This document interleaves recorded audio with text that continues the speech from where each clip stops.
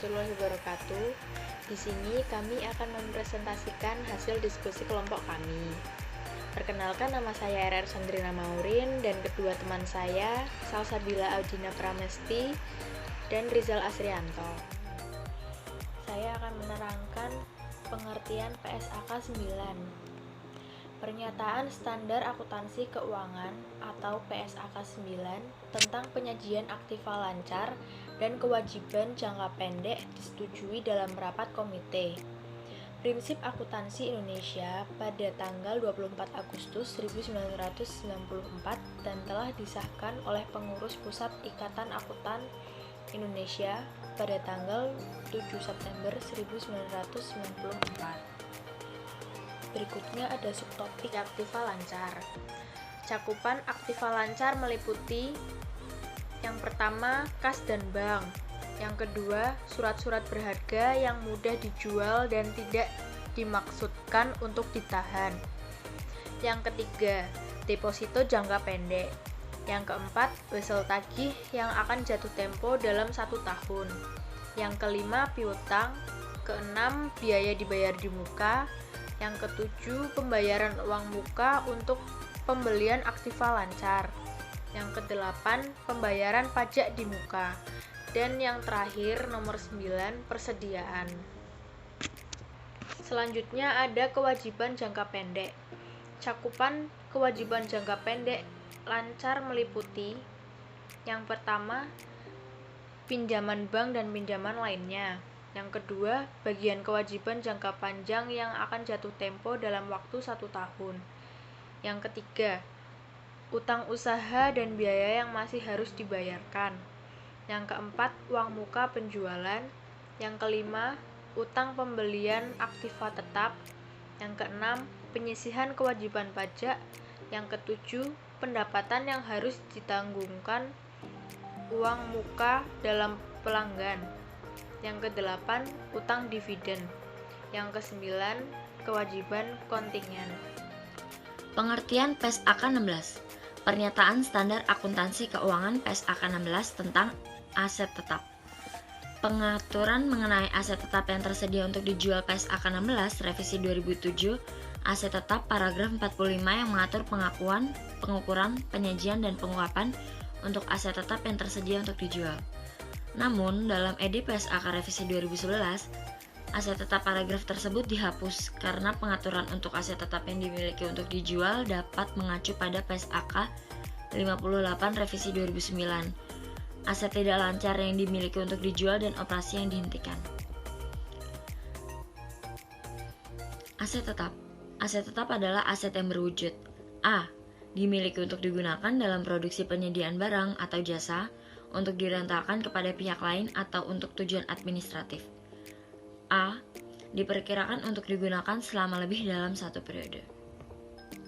Tujuannya adalah pernyataan ini dibuat untuk mengatur perlakuan akuntansi aset tetap, sehingga pengguna laporan keuangan dapat memahami informasi mengenai investasi entitas dalam aset tetap dan perubahan dalam aset tetap dan perubahan dalam investasi tersebut.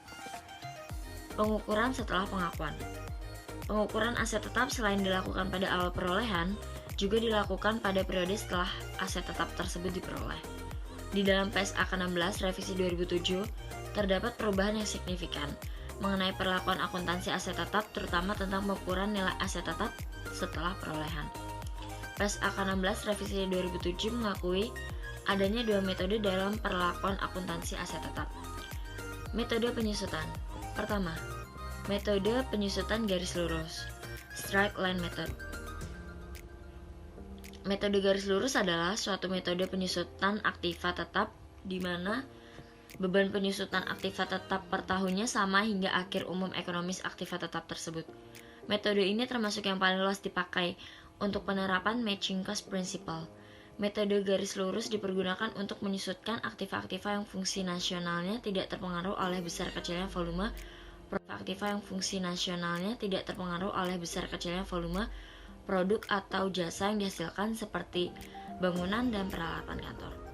2. Metode penyusutan saldo menurun, double declining balance method. Metode saldo menurun adalah metode penyusutan aktiva tetap yang ditentukan berdasarkan presentase tertentu, dihitung dari harga buku pada tahun yang bersangkutan. Presentase penyusutan besarnya 2 kali presentase atau tarif penyusutan metode garis lurus. 3. Metode penyusutan jumlah angka tahun, Sum of the Year Digit Method. Berdasarkan metode jumlah angka tahun, besarnya penyusutan aktiva tetap tiap tahun jumlahnya semakin menurun. Penghentian terjadi pada saat suatu aset tetap yang belum habis masa manfaatnya atau pada saat manfaat aktiva tersebut telah habis. Aset tetap yang habis masa manfaatnya pada saat penghentian aset tetap tersebut secara penuh telah disusutkan. Pengakuan aset tetap. A. Suku cadang utama dan peralatan siap pakai termasuk aset tetap. B. Unit ukuran dalam pengakuan sesuai kondisi entitas, kriteria agregasi atau individual. C. Evaluasi prinsip pengakuan. Adapun contoh dari aset tetap yaitu yang pertama kendaraan, kedua tanah, kemudian yang ketiga bangunan, dan yang terakhir peralatan. Saya akan membacakan tentang PSAK nomor 48, yaitu mengenai penurunan nilai aset. Pengertian penurunan nilai aset.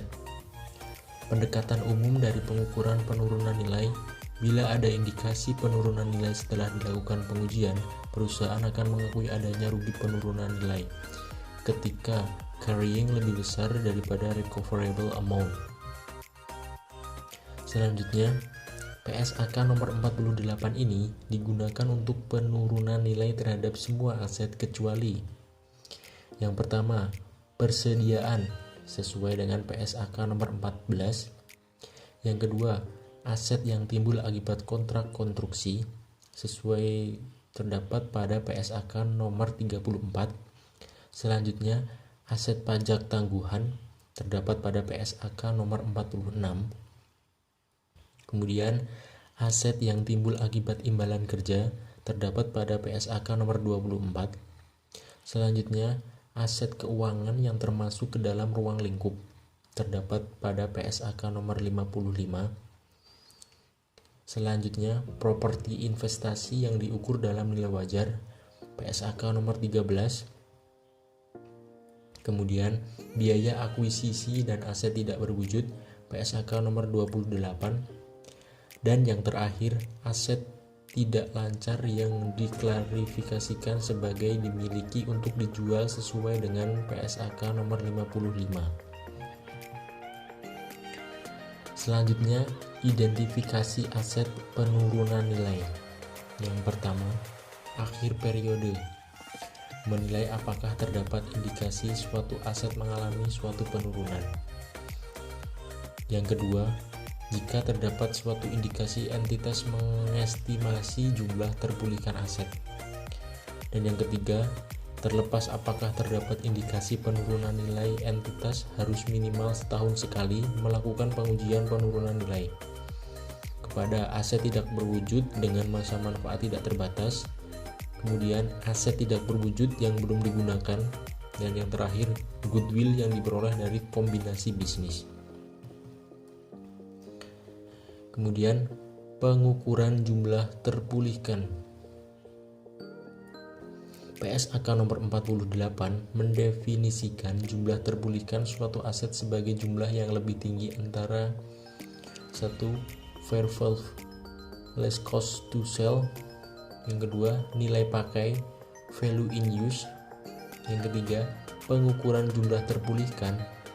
Yang keempat, mengestimasi arus kas masuk dan arus kas keluar di masa depan dari pemakaian aset tersebut dan pelepasannya pada akhirnya.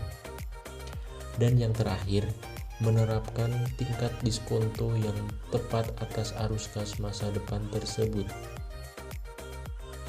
Baik, sekian presentasi dari kelompok 2.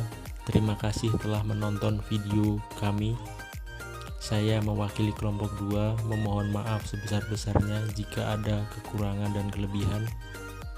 Akhirul kalam, wabillahi taufiq wal hidayah. Wassalamualaikum warahmatullahi wabarakatuh.